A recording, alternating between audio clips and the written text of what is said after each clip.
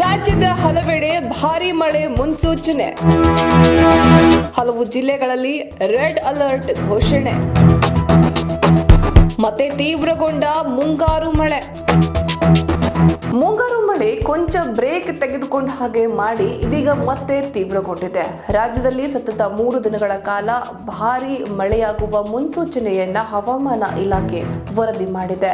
ರಾಜ್ಯದ ಉತ್ತರ ಕರಾವಳಿ ಜೊತೆಗೆ ಒಳನಾಡಿನಲ್ಲಿ ಸಾಕಷ್ಟು ಮಳೆ ಪ್ರಭಾವ ಜೋರಾಗಲಿದೆ ಅಂತ ತಿಳಿಸಿದ್ದು ರೆಡ್ ಅಲರ್ಟ್ ಸಹ ಘೋಷಣೆ ಮಾಡಲಾಗಿದೆ. ಅಲ್ಲದೆ ರಾಜ್ಯದ ಹಲವು ನಗರಗಳಲ್ಲಿ ಆರೆಂಜ್ ಹಾಗೂ ಯೆಲ್ಲೋ ಅಲರ್ಟ್ ಸಹ ಘೋಷಿಸಲಾಗಿದೆ.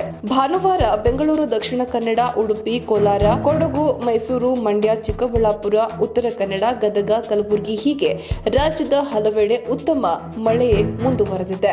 ಜೂನ್ 11ನೇ ತಾರೀಕಿನವರೆಗೂ ಕರಾವಳಿ ಹಾಗೂ ಉತ್ತರ ಒಳನಾಡಿನ ಹಲವು ಜಿಲ್ಲೆಗಳಿಗೆ ರೆಡ್ ಅಲರ್ಟ್ ಘೋಷಿಸಲಾಗಿದೆ.